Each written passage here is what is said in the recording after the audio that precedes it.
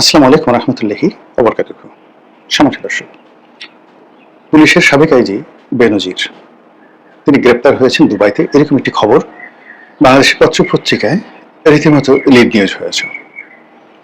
12 তারিখে তিনি গ্রেপ্তার হয়েছেন চলমান মাসের। আর এই খবরটি সরকারিভাবে বাংলাদেশে জানানো হয়েছে। সংযুক্ত আরব আমিরাত, বিশেষ করে দুবাইয়ের যে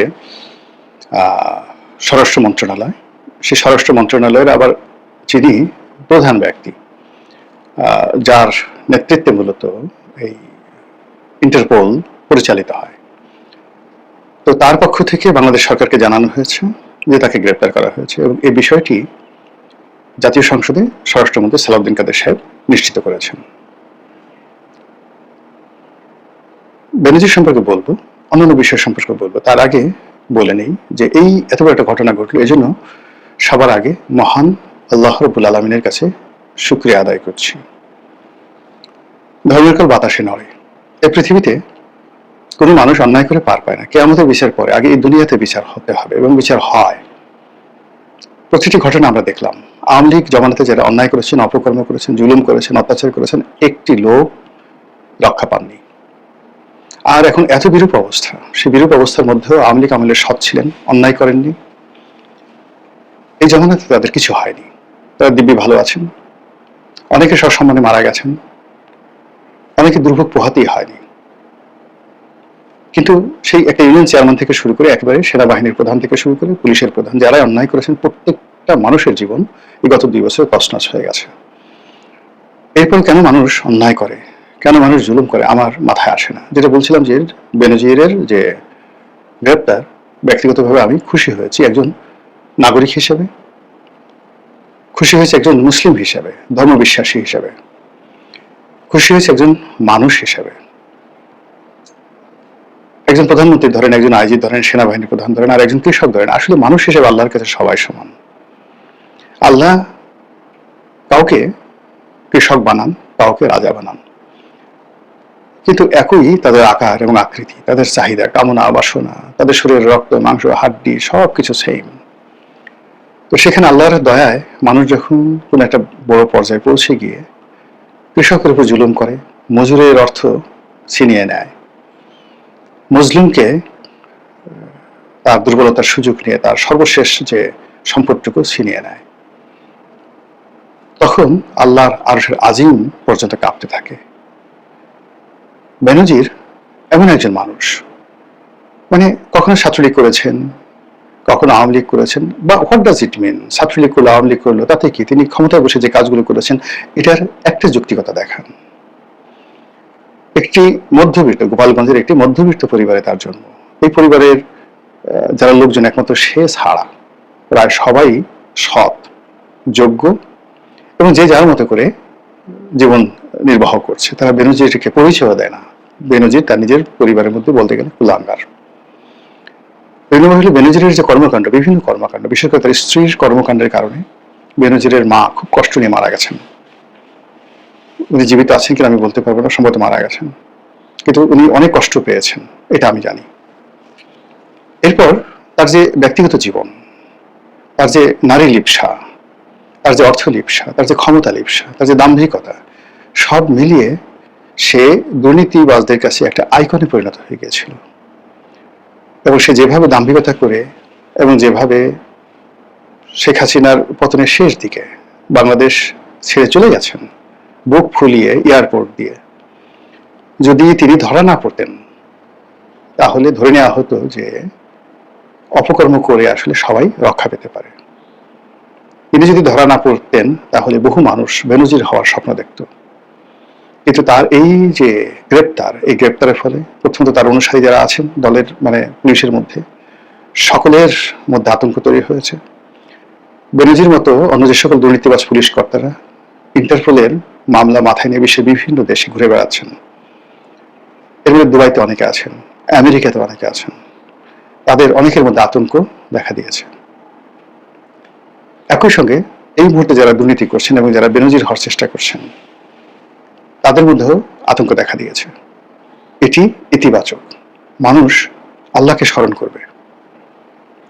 এই যে ঘটনাটাগুলো ঘটলো, আমরা তো, মানে বেনজির যখন ক্ষমতা ছিলেন তার চোখের দিকে তাকিয়ে কথা বলার মতো মানুষ তো ছিল না। একটা টেলিভিশন টক শোতে তিনি কথা বলছিলেন, তার সঙ্গে নুরুল কবির সাহেব কথা বলছিলেন। আপনি তো জানেন যে নুরুল কবির বা কিছু মানুষ আছেন যারা অনেস্ট, সৎ, এবং সৎ মানুষের একটু রাগ বেশি থাকে, তারপরে অনেকে স্ট্রেট ফরওয়ার্ড হয়ে তারা কথা বলার চেষ্টা করে। নুরুল কবিরও সেইভাবে সেদিন কথাবার্তা বলার চেষ্টা করছিলেন, এবং সেখানে প্রকাশ্য টেলিভিশনের সামনে যেভাবে নুরুল কবিরকে তিনি ধমক দিচ্ছিলেন, অ্যাজ ইফ মনে হচ্ছিল তিনি মানে সম্রাট আকবর, অথবা তিনি এমনভাবে ধমক দিচ্ছিলেন মনে হয় যেন অ্যাডলফ হিটলার।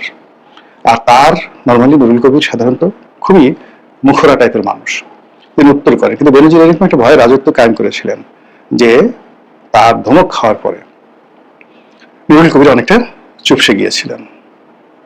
সেদিন কেন যেন আমার মনে হয়েছিল যে দুর্ভাগ্য বেনজিরকে তাড়া করছে। বেনজির সাহেবকে আমি ব্যক্তিগতভাবে চিনি, অনেক আগের থেকে চিনি, ঘনিষ্ঠভাবে চিনি। সম্পর্ক তার সঙ্গে আমার কখনো ভালোও ছিল না, কখনো খারাপ ছিল না, কিন্তু একটা অসাধারণ সামাজিক সম্পর্ক ছিল। তিনি আমার লেখা পড়তেন, তারপরে টকশো শুনতেন, সব মিলিয়ে মানে, কিন্তু তার এই কর্মকাণ্ডগুলো মানে কোনো অবস্থাতেই আমার এই তার সাথে যাওয়ার যে সম্পর্ক, এটি আমাকে আহ্লাদিত করে না। বাকি দুজন যারা পুলিশের যারা অন্যান্য যারা আইজি হয়েছেন, জাভেদ পাটোয়ারি হয়েছেন, মামুন সাহেব হয়েছেন, শহীদুল সাহেব হয়েছে, এদের সবার সঙ্গে মামুন সাহেবের সঙ্গে ব্যক্তিগত আমার কোনো সম্পর্ক নাই বা ছিল না, কিন্তু বাকি যারা আছেন তাদের সবার সঙ্গে, হাসান মাহমুদ সহ সবার সঙ্গে আমার দেখা সাক্ষাৎ কথাবার্তা হয়েছে, এবং কয়েকজনের সাথে শহীদুল সাহেবের সঙ্গে তো ব্যক্তিগত সম্পর্ক একেবারে বন্ধুর পর্যায়ে, শহীদুল হক সাহেবের সঙ্গে একেবারে বন্ধুর পর্যায়ে ছিল। এখন সে দুর্নীতি করে যা কিছু করে সেটা তার ব্যাপার, বা তার বিরুদ্ধে যে অভিযোগ করেছে সেটা অন্য ব্যাপার, কিন্তু অ্যাজ এ ম্যান হিসেবে ফ্রেন্ডলি, তারপর শেষে বিনয়ী, কোঅপারেটিভলি শহীদুল হক সাহেবের কাছ থেকে আমরা যে ব্যবহারটা পেয়েছি এটা অন্য কোনো আইজির কাছ থেকে পাইনি। এনিওয়ে, তো সেক্ষেত্রে সবাই কিন্তু সাফারার, সবাই জেলের মধ্যে আছেন, অনেকে পালিয়ে আছেন, অনেকে দেশে আসছে না, কিন্তু বেনজির একেবারে শেষ সময় পর্যন্ত তিনি বুক ফুলিয়ে চলছিলেন। দুবাইতে তিনি বুক ফুলিয়েছিলেন, এবং তার এই যে অহমিকাবোধ, এই অহমিকাবোধের কারণে তিনি কি করলেন, সেখানে গ্রেপ্তার হলেন, এবং এটা প্রকৃতির একটা যাকে বলা হয় বিচার। আপনারা তো অনেকে জেনে খুশি হবেন যে তার সঙ্গে আসলে আওয়ামী লীগের কারোর কোনো রকম সম্পর্ক ছিল না। He was neither representing Awami League, neither prime minister. Sheikh হাসিনাও তাকে পছন্দ করতেন না, কিন্তু কি করে যেন গোপালগঞ্জ বাড়ি কি করে যেন একটা চেইনে এসে তিনি আইজি হয়ে গেলেন। কিন্তু আইজি হওয়ার পরে তার যে ব্যক্তিগত কর্মকাণ্ড, সেই ব্যক্তিগত কর্মকাণ্ডের কারণে শেখ হাসিনা তার থেকে মুখ ফিরিয়ে নিয়েছিলেন।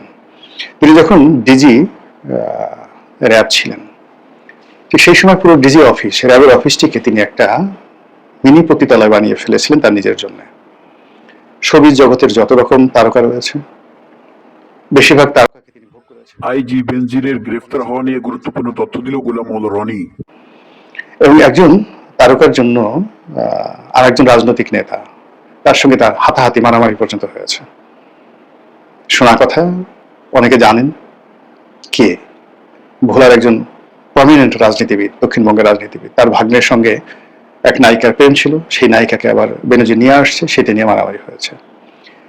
এর বাইরে শোবিজের আরেকজন নায়িকা, টেলিভিশনের নায়িকা, খুবই জনপ্রিয় নায়িকা, সেই জনপ্রিয় নায়িকার সঙ্গে তার যে নষ্টামি, সেই নষ্টামি কোন ভদ্রলোক মানে পুলিশ বাহিনীকে রীতিমতো কলঙ্কিত করে ফেলেছে, এবং সেই নায়িকা মূলত ভারতের রয়ের এজেন্ট রূপে বারবার প্রকাশ্যে বেনজিরের শয্যার সঙ্গে হয়েছে।